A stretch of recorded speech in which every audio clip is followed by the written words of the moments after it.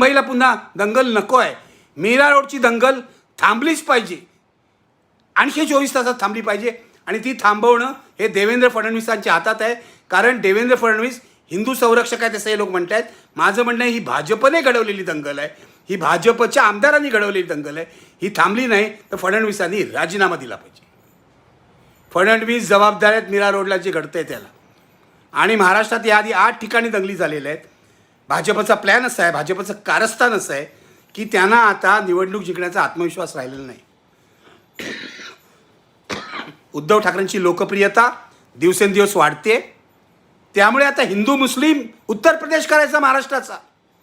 मला तुम्हाला विचारायचं आहे, जे शिवाजी महाराजांचा आदर्श मानतात महाराष्ट्राचा आपण यूपी होऊ देणार आहोत? यूपीसारखं राजकारण इथे होऊ देणार आहोत? इतकं गलिच्छ राजकारण, खुनाखुनीचं राजकारण. म्हणजे शिंदे आणि मिंदे गटांनी केलंच आहे ते सोडून द्या. पण इथे येऊन धार्मिक दंगली करून, जातीय दंगली करून निवडणुका जिंकण्याचे उद्योग आणि प्लॅन्स हे भारतीय जनता पक्षाने बनवलेलं आहे. त्याची प्रयोगशाळा आज मीरा रोड आहे. मीरा रोडचं मध्ये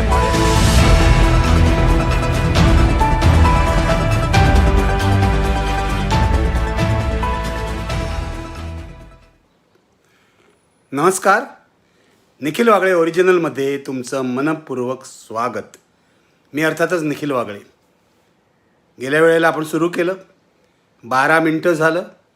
पहिले 6 मिनटं तुम्हाला आवाज ऐकू आला, नंतरची 6 मिनटं माझा आवाजच गायब झाला. मी तुम्हाला सांगितलं मी परत येतो आहे, त्याप्रमाणे मी परत आलो आहे. सत्य बोलण्यासाठी कितीही कष्ट घ्यावे लागले तरी हरकत नाही. कारण ही टेक्नॉलॉजी आहे. या टेक्नॉलॉजीमध्ये काहीतरी गडबड होऊ शकते किंवा अचानक कुठून तरी काहीतरी एक सेन्सॉरचा हात येऊ शकतो. आता यूट्यूबवर सुद्धा सेन्सॉरशिप, सोशल मीडियावर सुद्धा सेन्सॉरशिप आणायचं घाटतं आहे मोदी सरकारच्या मनामध्ये.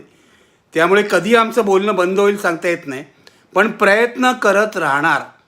त्याप्रमाणे पुन्हा एकदा तुम्हाला सत्य सांगायला आलेलो आहे. मगाशी बरेच लोक आले होते, काही हजार लोक होते, 12 मिनटं. मला त्यांना एवढंच सांगायचं आहे, आता तुम्ही पुन्हा परत येऊ नाही शकलात तरीसुद्धा हा व्हिडिओ असणार आहे माझ्या यूट्यूब चॅनलवर, निखिल वागळे ओरिजिनलवर. तो तुम्ही बघू शकता. पण आता जितक्यांना परत येता येईल तितक्यांनी यावं, कारण खूप महत्त्वाची गोष्ट मी तुम्हाला सांगणार आहे. मित्रहो, 22 जानेवारीला राम जन्मभूमीमध्ये राम मंदिराची प्रतिष्ठापना झाली आणि असं वाटलं होतं की आता संघ परिवाराचं, हिंदुत्ववादी परिवाराचं एक स्वप्न साकार झालेलं आहे. आता ते द्वेष विसरतील आणि सगळीकडे सलोखा नांदेल. मी त्या दिवशी जो व्हिडिओ केला त्यामध्ये पण म्हटलं होतं, आनंदाचे देही आनंद तरंग. जर बहुसंख्य हिंदू समाजाला आनंद झाला असेल तर या समाजाने सुद्धा आता आनंद दुसऱ्यांना द्यायला पाहिजे. आता दुसऱ्यांचा तिरस्कार करता कामा नये. राम हे असं रूप आहे जे सगळ्यांना कवयत घेतं. राम सत्यवचनी होता, राम एकवचनी होता, राम सगळ्यांचा मित्र होता, म्हणून त्याला रघुराया असं म्हणतात. राम मार्गदर्शक होता. त्यामुळे रामाच्या नावाने आता कोणती हिंसा नको, रामाच्या नावाने द्वेष नको, रामाच्या नावाने सर्वत्र शांतता आणि सौख्य नांदावं असं मी म्हटलं होतं. भावांनो आणि बहिणींनो, तसं झालं नाही आहे. आज 24 तारीख आहे, 2 दिवस झालेले आहेत. अवघ्या 2 दिवसातच मुंबईच्या सीमेवर दंगलखोरी होऊ लागलेली आहे. ती खरं तर आधीच सुरू झाली होती 21 तारखेपासून किंवा त्या आधीपासून. पण आज प्रत्यक्ष मुंबईचं उपनगर, मुंबईच्या सीमेबाहेर जे मीरा रोड आहे तिथे दंगलग्रस्त परिस्थिती निर्माण झालेली आहे. आणि माझ्याकडे जी माहिती आहे खात्रीलायक त्यानुसार ही दंगलखोरी आणि ही दंगलग्रस्त परिस्थिती तिथल्या भारतीय जनता पक्षाच्या आमदार गीता जैन यांनी निर्माण केलेली आहे.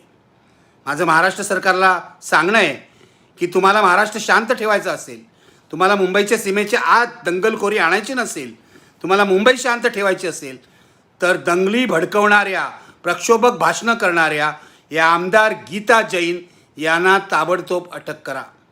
मला असंही समजलं आहे की सगळीकडे जाऊन उपद्व्याप करणारे नारायण राणेपुत्र नितेश राणेसुद्धा तिथे गेले होते आणि त्यांनी काही वाह्यात बडबड केली नेहमीप्रमाणे. ते जर वाह्यातपणा करतील आणि दंगल भडकवण्याचा प्रयत्न करतील तर त्यांनाही ताबडतोबीने तुरुंगात टाका.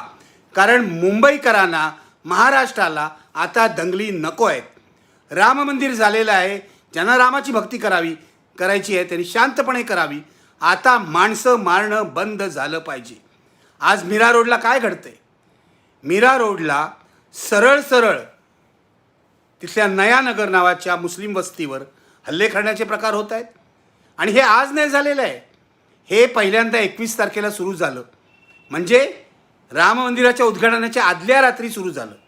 मी तुम्हाला सांगतो, रात्री साधारण उशिरा म्हणजे 11, 12, 1 वाजता व्हिडिओ यायला लागले मारामारीचे, संघर्षाचे. एक गाडी चाललेली आहे भगवा झेंडा, त्याच्यावर दगड फेकतायत, त्यातले लोक उतरून कोणाला तरी मारतायत वगैरे वगैरे. मला जरा शंका आली आहे काय चाललं आहे नेमकं. म्हणून मी चौकशी करायला सुरुवात केली. तर व्हॉट्सॲपवर बातम्या यायला लागल्या, मीरा रोड तंग आहे, अमुक आहे, तमुक आहे, तमुक आहे.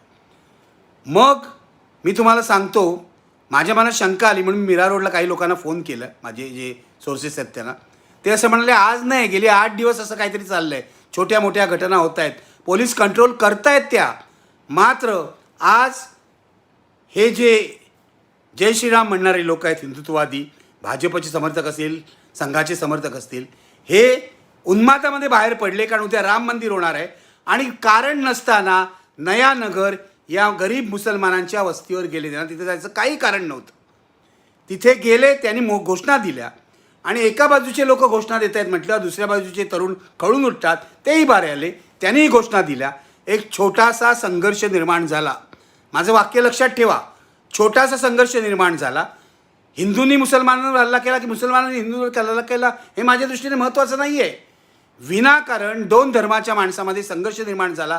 कारण एका धर्माची माणसं राम मंदिर होणार आहे म्हणून उन्मादी झाली आणि आक्रमक झाली. त्यामुळे हे सुरू झालेलं आहे. मीरा रोडच्या 21 तारखेच्या रात्रीच्या घटनेचं हे मूळ आहे. तुम्हाला लोक वाटेल ते सांगतील, ते खोटं आहे हे लक्षात घ्या.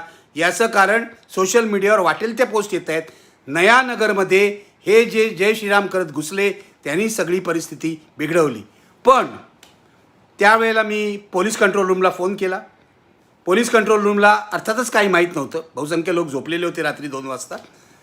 झोपेतून जागे झाले आणि मला सांगायला लागले की हे आमचं ज्युरिडिक्शन येत नाही वगैरे, तुम्ही मीरा रोडला फोन करा. मग थोडी सकाळ झाल्यावर, आणि मी अस्वस्थ होतो, रात्रभर येत होतं आणि मला अशा प्रकारे दंगलखोरीच्या बातम्या यायला लागल्या की माझं मन बिथरतं. या सगळं आम्ही बघितली आहे. आम्ही 84ची कत्तल बघितली आहे, आम्ही 92-93ची दंगल बघितली आहे, आम्ही 2002चा नरसंहार बघितलेला आहे. आम्ही त्यावेळेला मला अजून दुःख होतं, माणसांना वाचवू नाही शकलो. मी दादरला एका टॅक्सीमध्ये जिवंत जाळलेला टॅक्सीवाला बघितलेला आहे. मी आमच्या ऑफिसच्या समोरचं दुकान रात्री उघडून पोलिसांनी दिलेलं आणि मग जाळलेलं बघितलेलं आहे. तेव्हा आयुष्यात पुन्हा दंगल बघायची इच्छा नाही आहे आणि मुंबईकरांनासुद्धा पुन्हा दंगल नको आहे कोणत्याही कारणासाठी. मुंबई शांतच राहिली पाहिजे. पण माझ्या मनाचा त्या 21 तारखेला रात्री थरकाप उडाला. कारण जर मीरा रोड म्हणजे मुंबईच्या सीमेवर हे होत असेल तर कधीही मुंबईत होऊ शकतं. म्हणून मी माझे एक पत्रकार मित्र आहेत, तरुण पत्रकार मित्र, NDTVचे माजी ब्युरो चीफ सोहित मिश्रा यांना फोन केला सकाळी. लवकरच केला मला वाटतं 7-8 वाजता. आणि त्यांना सांगितलं जरा काय आहे बघा म्हणून. सोहित मिश्रांनी ताबडतोब माहिती काढली. पोलिसांनी चांगली कारवाई केली होती, कौतुकास्पद कारवाई केली होती, अरेस्ट केलं होतं, FIR केला होता. त्यामुळे हे प्रकरण तिथेच संपायला हरकत नव्हती. मी काही माझ्या संपादक मित्रांशी बोललो की अशा प्रकारे एखादी घटना जर आपण वाढवून दाखवली तर त्याच्यामुळे नवीन प्रक्षोभ निर्माण होऊ शकतो. सर्व मुंबईतल्या मराठी चॅनल्सनी आणि मराठी पेपरनी अत्यंत चांगली जबाबदारी दाखवली आणि या घटनेला फारसं महत्त्व दिलं नाही. त्यामुळे 22 तारीख शांततेत पार पडली. 21 तारखेलाच दंगा सुरू करायचा होता आणि ह्या ज्या आमदार आहेत, मगाशी मी त्यांचं नाव सांगितलं, त्या आमदार आणि भाजपचे तिथले काही स्थानिक नेते यांच्या अंतर्गत स्पर्धेमुळे हे प्रकार सुरू झालेले आहेत. गीता जैन आणि भाजपचे आणखीन 2 नेते आहेत, मी सर्व माहिती घेतलेली आहे. त्यांच्या पक्षांतर्गत स्पर्धेमुळे अधिक मुसलमानांना कोण फटकावतो, अधिक मुसलमानांचा द्वेष कोण करतो, अधिक मुसलमानांवर हल्ले कोण करतो, मग आपल्याला तिकीट मिळेल ना पुढच्या निवडणुकीत. तेव्हा हे लोक जबाबदार आहेत हे लक्षात घ्या. त्यांनी ते 21 तारखेला सुरू केलं. मी पोलिसांच्या वरिष्ठ अधिकाऱ्यांना सांगायचा प्रयत्न केला की परिस्थिती नाजूक आहे. आमचा हा अनुभव आहे म्हटलं गेल्या 40-50 वर्षाचा, आम्ही बघितलेला आहे. तुम्ही सगळे नवीन पोलीस अधिकारी आहात, कारण जुने गेलेले आहेत आता दंगल बघणारे, रिबेरोनसारखे लोक नाही आहेत आता, तेव्हा प्लीज याची नोटीस घ्या. मी दुःखाने सांगतो, महाराष्ट्राचं आणि मुंबईचं पोलीस खातं पूर्णपणे सडलेलं आहे किंवा भाजपला विकलं गेलेलं आहे. एकाही पोलीस अधिकाऱ्याने कोणतीही खबरदारी वरिष्ठ अधिकाऱ्याने घेतली नाही.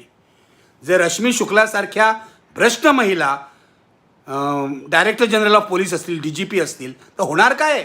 भाजपला सरळ सरळ विकल्या गेलेल्या या महिला आहेत, त्यांना दंगल घडवण्याची इच्छा असणार असा माझा आरोप आहे.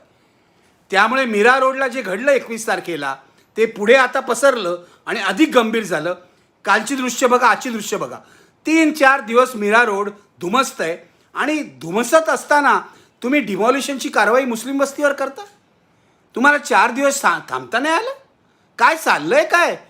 कोणताही माणूस, कोणताही अधिकारी ज्याचं डोकं शाबूत आहे तो अशी कारवाई डिमॉलिशनची दंगलग्रस्त भागामध्ये किंवा तणावग्रस्त भागामध्ये करणार नाही. गीता जैन यांनी ही कारवाई या लोकांना करायला लावली. डिमॉलिशनच्या कारवाईतून पुन्हा मारामाऱ्या सुरू झाल्या आणि आज या मारामाऱ्या वाढलेल्या आहेत. मी महाराष्ट्राच्या सर्व प्रमुख राजकीय नेत्यांना ट्विट पाठवलेलं आहे, त्यांना व्हॉट्सॲप पाठवलेले आहेत की मीरा रोडच्या लोकांना मदत करा. याचं कारण हा हिंदू मुसलमान संघर्ष 100% मला दिसतो आहे. ही कम्युनल सिच्युएशन आहे आणि मीरा रोडमध्ये मराठी लोक राहतात, मीरा रोडमध्ये गुजराती लोक राहतात, मीरा रोडमध्ये उत्तर भारतीय लोक राहतात. हे जे उत्तर भारतातलं द्वेषाचं राजकारण आलं आहे ना, ते तिथे चाललेलं आहे. मराठी लोक फारसे सामील नाही आहेत यामध्ये, थोडेफार असतील, पण मुख्यतः गुजराती भाजपचे कार्यकर्ते आणि उत्तर भारतीय कार्यकर्ते हे सगळे मुसलमानांना टार्गेट करत आहेत.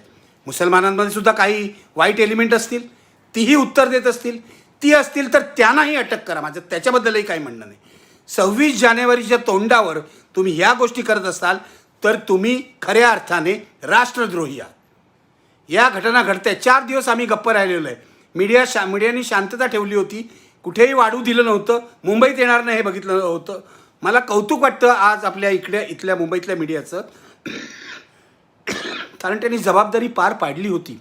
पण आज हे वेडेपिसे झालेले हिंदी चॅनल तिथे गेले, त्यांनी कव्हरेज केलं आणि आता सगळीकडे ते आलेलं आहे. मीरा रोड हा टॉपिक ट्रेंडिंग आहे, तुम्ही जाऊन बघा. आणि यामध्ये भारतीय जनता पक्ष सामील आहे, हे मी जबाबदारीने बोलतो आहे. माझ्याकडे भारतीय जनता पक्षाने पोस्ट केलेली एक पोस्ट आलेली आहे व्हॉट्सॲपवर, त्याच्यामध्ये देवेंद्र फडणवीसचा फोटो आहे, सगळं आहे माझ्याकडे पुरावे. पोलिसांनी बोलवा मला, मी देतो सगळे. आणि त्याच्यात लिहिलेलं आहे हे हिंदूंचे संरक्षक आहेत देवेंद्र फडणवीस. मला फडणवीसांना विचारायचं आहे, तुम्ही गृहमंत्री आहात की तुम्ही क्रिमिनल आहात? गृहमंत्री असाल तर तुम्ही फक्त हिंदूंचे संरक्षक कसे होऊ शकता? तुम्ही सर्व जनतेचे संरक्षक झालं पाहिजे. माझ्याकडे ही पोस्ट आहे आणि ती भाजपच्या IT सेलमधून अधिकृतपणे आली आहे मीरा रोडच्या रेफरन्सनी. मीरा रोडमध्ये जे घडतं आहे त्याला गृहमंत्री देवेंद्र फडणवीस, त्याला भारतीय जनता पक्ष, त्याला तिथले आमदार गीता जैन या जबाबदार आहेत. यांच्यावर कारवाई केल्याशिवाय ही जी दंगलखोरी तिकडे सुरू आहे, हे जर तणावग्रस्त तिकडे निर्माण झालेली आहे परिस्थिती, ती निवळणार नाही. आणि हे तुम्हाला कोणी सांगणार नाही. कदाचित उद्याही पेपरवाले शांत राहतील, पण आज हिंदी चॅनलवाले कोकलून बातम्या देत आहेत आणि इथली परिस्थिती बिघडेल अशी मला भीती वाटते मुंबईतली. कारण मुंबईच्या सीमेवरचा दंगा मुंबईत यायला वेळ लागत नाही. राम मंदिराच्या उद्घाटनानंतर सिंधुदुर्गला एक छोटासा दंगा झाला, आणखीन 3-4 ठिकाणी झाले, पण पोलिसांनी कंटेन केले, पोलिसांनी नियंत्रणात आणले. पण मला असं वाटतं की महाराष्ट्राचं पोलीस दल आणि मुंबईचं पोलीस दल 91-92ला त्यांची जी अवस्था झाली होती ना बेसावत, तसंच आजही बेसावत आहे. आज सकाळी माझी तिस्ता सेटलवाड्यांशी बोलणं झालं. कंट्रोल रूमला फोन लावला, फोन धड उचलला जात नाही. तिथे लोक झोपलेले असतात, उद्धट उत्तरं मिळतात, त्यांना सिच्युएशनची माहिती नसते. आधी विचारता तुमचं नाव काय, मग नाव सांगायचं. आपण मोठ्याने बोललो तरी त्यांना ऐकून येत नाही, कारण सकाळी 6 वाजता झोपेत असतात ते. मला ज्युनियर ऑफिसरबद्दल तक्रार करायची नाही, त्यांना ट्रेनिंगच नाही काय बोलायचं. या सगळ्या वरिष्ठ ऑफिसरना माझ्यामध्ये सस्पेंड करून टाकायला पाहिजे, कमिशनरपासून सगळ्यांना. मुंबई सिच्युएशन काय तुम्हाला कळत नाही? 92-93 त्यांनी बघितलं नाही आहे. माझं म्हणणं आहे, मुंबईत जर उद्या दंगल झाली, महाराष्ट्रात दंगल झाली, तर वरिष्ठ पोलीस अधिकारी या दंगलीला जबाबदार धरले पाहिजेत. फणसळकरला जबाबदार धरलं पाहिजे. कालपासून मी फोन करतोय, हा माणूस फोन उचलत नाही. त्यांचे कोण एक जॉईंट CP आहेत, ते तर महाराष्ट्रातले पण नाही आहेत म्हणे, हरियाणातले आहेत. त्यांना महाराष्ट्र काय आहे हे सुद्धा माहीत नाही आहे. काल मी तुम्हाला सांगतो, गेले काही दिवस मला सतत धमक्या येत आहेत, सतत ट्रोलिंग होत आहे. काल घरापर्यंत एक माणूस पोचला, हाच असाच एक संघवाला भटजी वृत्तीचा, आणि मला शहाणपणा 9 मिनटं त्याचं भाषण सगळं बोललं, ऐकलं, आणि मला दम देत होता, तुम्ही हिंदू देश आहात वगैरे. मी त्याची पोलिसात तक्रार केली आहे, कारण इथले जे आमचे DCP आहेत लोकल, ते असं मला म्हणाले तुम्ही तक्रार करा. मी तक्रार करून ठेवली. पोलीस काय करतील असं मला वाटत नाही. लगेच ताबडतोब मी ते सगळं गृह खात्यापासून सगळ्यांना पाठवल्यावर, CM पासून शरद पवारांपासून सगळ्यांना पाठवल्यावर माझ्याकडे रात्री 8 पोलीस आले. करायचे काय तुमचे पोलीस? एक तक्रार लिहून घ्यायला 8 पोलीस लागतात, उगाच नाटकं करता. त्यावेळेला उद्धव ठाकरेंचं भाषण चालू होतं 8-9 वाजता. मी पोलिसांना सांगितलं, माफ करा मला, मी तुम्हाला चहाही पाजू शकत नाही, कारण मला उद्धव ठाकरेंचं भाषण ऐकायचं आहे, आणि तक्रार मी उद्या देणार आहे. मी ती दिली पाठवून. त्याची ॲक्नॉलेजमेंट पण आली नाही अजून. बघा, 4 तास होऊन दिले. मी सगळ्यांना व्हॉट्सॲपवर तक्रार पाठवली आहे. हे का मी सांगत होतो? कारण माझा हाच रेफरन्स होता मीरा रोडचा, की 21 तारखेपासून हे माझ्या बाबतीत घडतं आहे, आणि हे लोक मला सतत विचारत आहेत तुम्ही मीरा रोडवर बोलत का नाही. मी मीरा रोडवर बोललो नव्हतो. याचं कारण मीरा रोडमध्ये घडलेला प्रसंग हा छोटा कम्युनल प्रसंग होता. तो जर मी बोललो असतो तर तो वाढला असता, आणि मीडियाची जबाबदारी आहे अशा प्रकारची कम्युनल टेन्शन वाढू न देण्याचं. पण आज बोलण्याची वेळ आली, कारण आज सगळीकडे या बातम्या आलेल्या आहेत, आणि आम्हाला आठवतं आहे मुंबईत दंगल कशी पसरली. बातम्या येतात, उलट्या सुलट्या बातम्या येतात, मग अफवा पसरतात, आणि माणसं माणसाला कापायला लागतात. हे होऊ देऊ नका. माझ्या भावांनो, बहिणींनो, मित्रांनो, मैत्रिणींनो, आयांनो, बापांनो, सगळ्यांनो, हे होऊ देऊ नका मुंबईमध्ये. पुन्हा मुंबईला पुन्हा दंगल नको आहे. मीरा रोडची दंगल थांबलीच पाहिजे, आणखी 24 तासात थांबली पाहिजे, आणि ती थांबवणं हे देवेंद्र फडणवीसांच्या हातात आहे. कारण देवेंद्र फडणवीस हिंदू संरक्षक आहेत असं हे लोक म्हणत आहेत. माझं म्हणणं आहे, ही भाजपने घडवलेली दंगल आहे, ही भाजपच्या आमदारांनी घडवलेली दंगल आहे. ही थांबली नाही तर फडणवीसांनी राजीनामा दिला पाहिजे. फडणवीस जबाबदार आहेत मीरा रोडला जे घडतंय त्याला. आणि महाराष्ट्रात याआधी 8 ठिकाणी दंगली झालेल्या आहेत. भाजपचा प्लॅन असा आहे, भाजपचं कारस्थान असं आहे की त्यांना आता निवडणूक जिंकण्याचा आत्मविश्वास राहिलेला नाही. उद्धव ठाकरेंची लोकप्रियता दिवसेंदिवस वाढते. त्यामुळे आता हिंदू मुस्लिम उत्तर प्रदेश करायचा महाराष्ट्राचा. मला तुम्हाला विचारायचं आहे, जे शिवाजी महाराजांचा आदर्श मानतात, महाराष्ट्राचा आपण UP होऊ देणार आहोत? UP सारखं राजकारण इथे होऊ देणार आहोत? इतकं गलिच्छ राजकारण, खुनाखुनीचं राजकारण. म्हणजे शिंदे आणि मिंदे गटांनी केलंच आहे ते सोडून द्या. पण इथे येऊन धार्मिक दंगली करून, जातीय दंगली करून निवडणुका जिंकण्याचे उद्योग आणि प्लॅन्स हे भारतीय जनता पक्षाने बनवलेलं आहे. त्याची प्रयोगशाळा आज मीरा रोड आहे. मीरा रोडचं जे मॉडेल आहे ते गुजरातचं मॉडेल आहे. मीरा रोडचं मॉडेल हे उत्तर प्रदेशचं सुद्धा मॉडेल आहे, हे लक्षात घ्या. आणि हे मुंबईच्या सीमेवर आत्ता थांबलंच पाहिजे. नाहीतर शांतता प्रस्थापनेसाठी जर 26 जानेवारीला मीरा रोडला जावं लागलं तर जायची आपली नागरिकांची तयारी पाहिजे. मी बोललो आहे तिथल्या चांगल्या कार्यकर्त्यांशी, खूप चांगले कार्यकर्ते आहेत तिकडे. काय झालं राम मंदिर उद्घाटनाच्या वेळेला? मुंबईतला मराठी विभाग शांत का राहिला मला सांगा? फारसं काय नव्हतं आमच्या माहीम एरियामध्ये, आमच्या शिवाजी पार्क एरियामध्ये थोडं थोडं काय काय होत होतं. भाजपने पैसे देऊन केलेलं होतं. याचं कारण यामध्ये शिवसेना नव्हती. हा आमचा सगळा भाग जो आहे मध्य मुंबई हा शिवसेनेचा बालेकिल्ला आहे. आणि उद्धव ठाकरे तिथे काळाराम मंदिराला होते. शिवसैनिक रस्त्यावर नव्हते. मनसेचे लोक थोडं थोडं काय काय करत होते. त्यांची काय फारशी ताकद नाही. म्हणून हा सगळा मराठी भागामध्ये काहीही झालं नाही. 22 तारखेला मुंबईमध्ये जो जल्लोष झाला तो प्रामुख्याने उत्तर भारतीय असलेल्या भागामध्ये झाला आणि गुजराती भागामध्ये झाला, हे लक्षात घ्या. मला हे बोलायला आवडत नाही उत्तर भारतीय गुजराती वगैरे, पण ही गुजरातची आणि उत्तर भारताची घाण अशा प्रकारची, म्हणजे कम्युनल घाण या अर्थाने मी म्हणतोय, इथे आम्ही येऊ देणार नाही. इथे नाही येऊ देणार. महाराष्ट्र हे पुरोगामी राज्य मानलं जातं. हा शिवाजी महाराज, शाहू महाराज, फुले, आंबेडकरांचा प्रदेश आहे. तेव्हा तुम्ही जर तिथून हे विष इथे निर्यात करणार असाल तर आम्ही तुम्हाला रोखू, रस्त्यावर उतरून रोखू या वेळेला, हे लक्षात घ्या. मारामाऱ्या करणार नाही, पण माणसांना वाचवून रोखू. मारामाऱ्या करणं आमच्या स्वभावातच नाही. आम्ही हिंसक नाही तुमच्यासारखी. हे मीरा रोडला जे चाललेलं आहे ते ताबडतोब संपायला पाहिजे. आणि मी गृहमंत्र्यांना सुद्धा सांगतो आहे, ऐका तुम्ही काय करायचं ते करा, मला जेलमध्ये टाकलं तरी माझी हरकत नाही, पण मीरा रोड तुम्हीच घडवता आहे. मीरा रोड भाजप घडवत आहे आणि त्याचा दोष मुसलमानांवर टाकण्याचा उद्योग आता तुम्ही करताय. सोशल मीडियावर भाजपचे ट्रोल्स, सायबर सेलला कामाला लावा ना, तुम्हाला लाज असेल तर. काय करतं तुमचं सायबर सेल? इतके दिवस मला धमक्या येत आहेत, कधीही मला विचारलं नाही. खोटे खोटे माझे फोन टॅप करत असतात. मला सांगितलेलं आहे पोलिस तुमचे फोनसुद्धा टॅप करतात. मी पोलिसांना सांगतो माझे फोन टॅप करू दे, फार तर काय मी अमित शाह किंवा मोदीला शिव्या देत असेल, मला काही घाबरायचं कारण नाही. माझं म्हणणं आहे पोलीस दल बेकार झालेलं आहे, बेकार सडलेलं आहे सगळं वरपासून खालपर्यंत. मीरा रोडला स्थानिक पोलिसांनी चांगली कामगिरी केली, पण करतायत का या director general of police DGP Lakshmi Shukla झोपलेत का? व्हिजिट केली का मीरा रोडला त्यांनी? मुंबईतल्या सर्व भागात मुंबईचे कमिशनर फिरले आहेत का? आमच्याकडे DCP लोकल चांगले आहेत, जे चांगले ऑफिसर आहेत ना त्यांना धरून राहायला पाहिजे आपण. लोकल DCP खूप चांगले आहेत आमचे. त्यांनी काल चांगल्या प्रकारे माझं सगळं प्रकरण हँडल केलं आणि मला सांगितलं, मी तक्रार पण द्यायला तयार नव्हतो. खरं तुम्हाला सांगू का मित्र, माझा अहिंसेवर विश्वास आहे म्हणून खरंच सांगतो. मुळामध्ये माझा हात कधी उठत नाही. गांधी, आंबेडकर, शांतता यावर माझा विश्वास आहे. पण ज्या दिवशी हा हात उठेल ना, त्या दिवशी हे जे गुंड आहेत ना ते जाग्यावर राहणार नाहीत आणि तो माझा अधिकार आहे स्वसंरक्षणाचा. मी धमकी देत नाही आहे. जेव्हा शांत माणसाचा डोक्यामध्ये विस्फोट होतो तेव्हा काय होतं हे तुम्हाला सांगतो. अहिंसेवर आमचा विश्वास आहे, याचा गैरफायदा घेऊ नका कृपया. निरपराधांना मारू नका. तुम्ही बांधलंय ना, विजयी झालायत ना, राम मंदिर बांधलंय ना, सुखी राहा की आता. आणि शेवटी एक गोष्ट तुम्हाला सांगतो, आणखीन एक कारस्थान.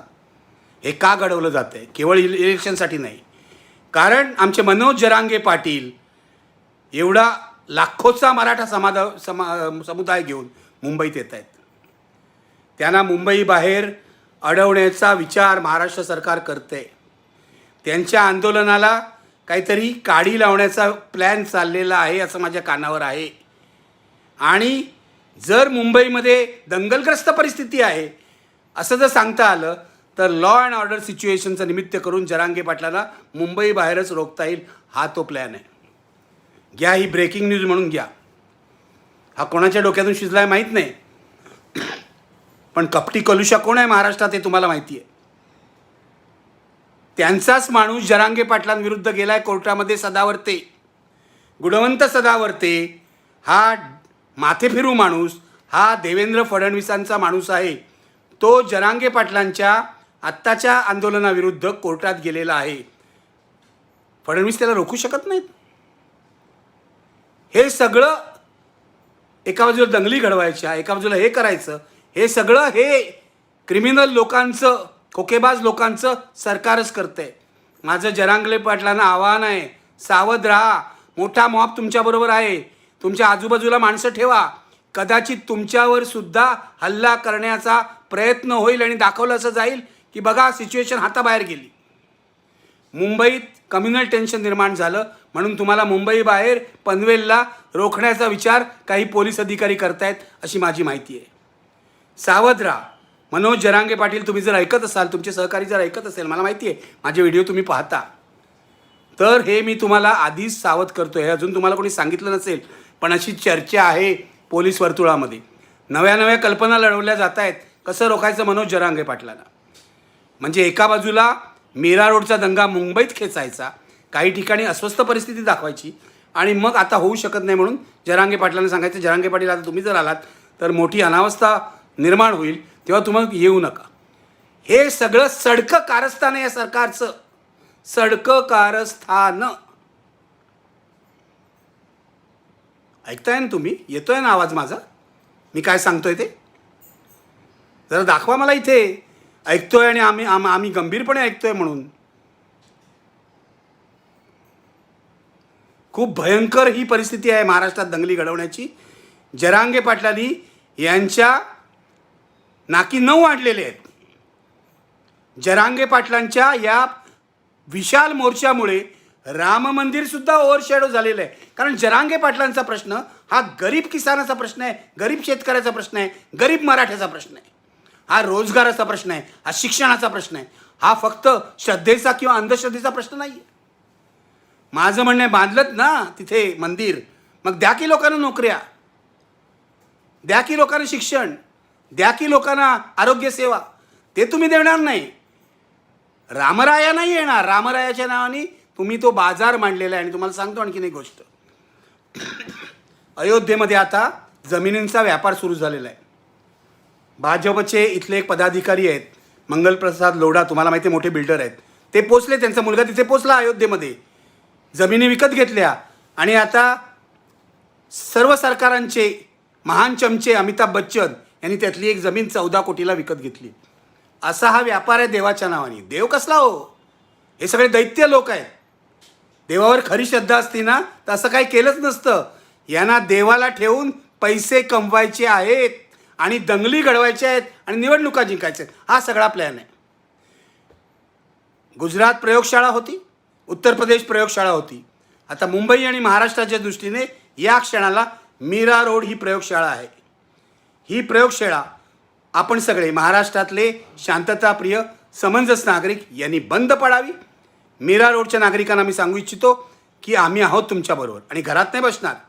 हे जर 2 दिवसात थांबलं नाही तर 26 जानेवारीला मीरा रोडला जाऊन शांतता स्थापनेचा प्रयत्न आपण सर्वांनी करायला हवा असं माझं मत आहे. बघूया पुढे काय होतं. थांबलं तर ठीक आहे, या गीता जैनला अटक केली तर ठीक आहे, आणि गीता जैनला अटक नाही केली तर आपण तिच्या विरुद्ध कोर्टात जाऊया. आपण गृहमंत्र्याविरुद्ध सुद्धा कोर्टात जाऊया की हाच माणूस दंगलीला जबाबदार आहे म्हणून. हे भयंकर चाललं आहे महाराष्ट्रामध्ये. मी तुम्हाला सांगतो, मी आज का हे येऊन केलं ते यासाठी केलं की तुम्हाला सत्य समजावं. हे कोणताही पेपर उद्या लिहिणार नाही, हे कोणताही टी व्ही चॅनल तुम्हाला सांगणार नाही, कारण त्यांना भीती वाटते आपल्यावर खटले होतील. खटले, सत्य सांगायला खटले काय? येऊ दे ना कोर्टामध्ये, सिद्ध करू दे ना, आम्ही सिद्ध करून दाखवतो. कसं ही गीता जैन काय तिची जुनी, त्याची गीता जैनच्या जुन्या व्हिडिओज बघा, किती प्रक्षोभ बोलते. तो एक टी राजाबाबू आहे तिकडचा आंध्र प्रदेशचा, त्यांचा खासदार आमदार, तो जसा बोलतो तशीच ही बोलते. आणि कोर्ट केसेस ना का घाबरायचं? करा कोर्ट केसेस. समाजात शांतता राहावी म्हणून आम्हाला तुम्ही जर तुरुंगात पाठवणार असाल जाऊ तुरुंगामध्ये. घरी बसलो काय तुरुंगात बसलो काय, काही फरक पडत नाही. पण शेवटी इतकंच सांगतो, मुंबईत दंगल होऊ द्यायची नाही. मुंबई शांत राहिली पाहिजे. मुंबईच्या सीमेवरची मीरा रोडची दंगल तिथेच थांबवा असं माझं सरकारला आव्हान आहे. आणि हे आवाहन करून मी इथेच थांबतो आहे. सर्वांनी मन शांत ठेवा, कोणीही गडबड करायची नाही. धर्मावरून कोणी कोणाला शिव्या द्यायचं नाही, जातीवरून कोणी कोणाला शिव्या द्यायचं नाही. माणसं म्हणून आनंदाने राहण्याचा प्रयत्न करूया. मित्र, धन्यवाद. आज इथेच थांबतो आहे. निखिल वागळे ओरिजिनल हे चॅनल सबस्क्राईब करायला विसरू नका. हे चॅनल विनामूल्य आहे. तुम्ही सबस्क्राईब कराल तेव्हा तुम्हाला माझ्या व्हिडिओचे इंटिमेशन येतील. कारण कधी कधी मी 7ला करतो, कधी कधी आत्तासारखं लवकर करतो काही महत्त्वाची बातमी असली तेव्हा कृपया सबस्क्राईब करा, शेअर करा. आज इथेच थांबतो आहे. पुन्हा एकदा सर्वांना आवाहन करतो, दंगल नको, शहर शांत राहू द्या, दंगलखोरांना पकडून द्या. आणि पोलिसांना पण सांगतो की तुम्ही तुमचं कर्तव्य बजावा. या गुन्हेगार राजकारण्यांच्या दबावाखाली येऊ नका आणि आमची मुंबई जाळू नका. धन्यवाद. Thank you very much.